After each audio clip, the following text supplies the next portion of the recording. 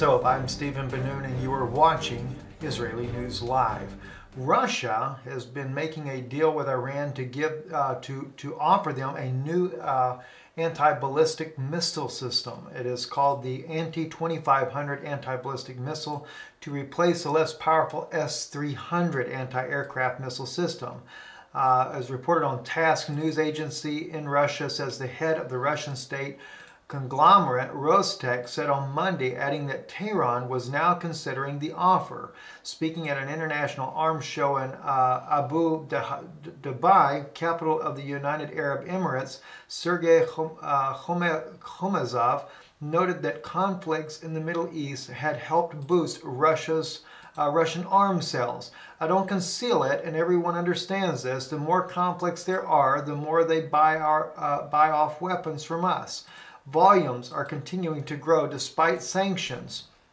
Mainly, it's Latin America and the Middle East, Chmozov told journalists. As far as Iran is concerned, we have offered the Anti-2500 instead of the S-300. They are thinking no decision has been made as of yet, but this missile has a tremendous capability of not only knocking out aircraft out of the sky, but also defending against incoming artillery as well.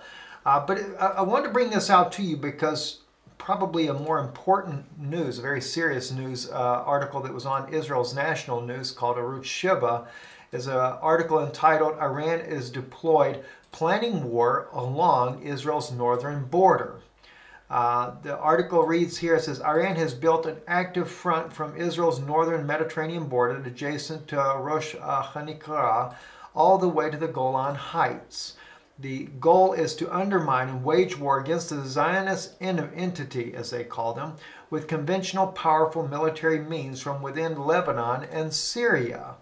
So says Yigal Karman, counterterrorist advisor to Prime Minister Yitzhak Shamir and Yitzhak Rabin, a founder and president of the prestigious Middle Eastern Media Research Institute. He went on to say, Iran has taken advantage of the chaos in the Middle East to form a united front from Tehran through Baghdad, Syria, and Lebanon. Carmen told Kol Yisrael public radio on Monday it has turned Syria into Hezbollah's state for this purpose and is making inroads into the PA-controlled areas in Judea and Samaria and Gaza for this very purpose. Carmen and his memory colleague Yael Yehoshua publicized a 10-page treatise on the topic last week, but has received relatively little publicity. Iran has several objectives, Carmen explained. These include deterring Israel from attacking Iran's nuclear capabilities, capturing the Golan from Israel, and the like, but these are sub-objectives. Their main goal is ultimately to destroy Israel. He said that what must be done now is at least to sound the alarm. During the Yom Kippur War, people saw the threat before then, but many people didn't want to say anything. We must not make the same mistake again, he states in here. Despite the tensions between Israel and the U.S., Carmen said the Americans listen very carefully to what Israel has to say in these areas. We must warn about this from every rooftop. Everyone knows already about the nuclear threat, but this is something new and more immediate and acute in many respects. And of course we can see because the Iranian soldiers have been already both in Syria and on the Hezbollah's Israel's northern border with Hezbollah.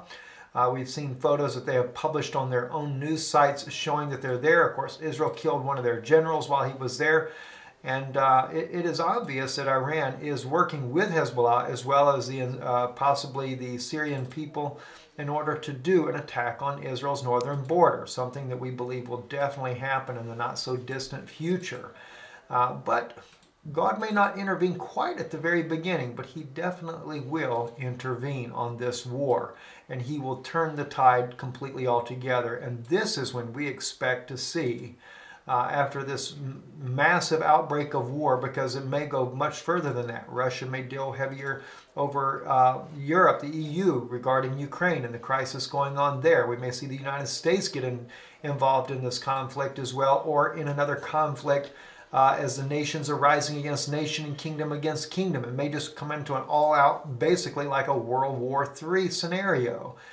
And then, when peace and calm begins to be restored, this is when you'll see a turn in the tide. Perhaps then we will see the house of Israel returning back to Jerusalem along with their brethren and many other Gentiles that will follow with them.